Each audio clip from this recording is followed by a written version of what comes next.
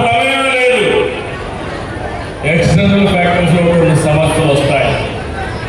ఎక్కడో పశ్చిమ ఆసియాలో యుద్ధ ప్రభావం మన పైన పడింది.